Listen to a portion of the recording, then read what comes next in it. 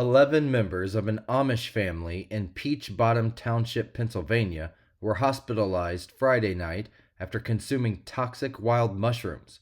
A family member reported the incident, stating that they felt ill after eating mushrooms found in the woods. The report was made from a nearby telephone booth, as the family does not own a phone. The affected individuals, ranging in age from 1 to 39, were treated at WellSpan York Hospital and then released overnight. Authorities emphasized the risks of mushroom poisonings, with misidentification being a common cause, CNN has reported. In the United States, approximately 6,000 cases of toxic mushroom ingestion occur annually, particularly among young children.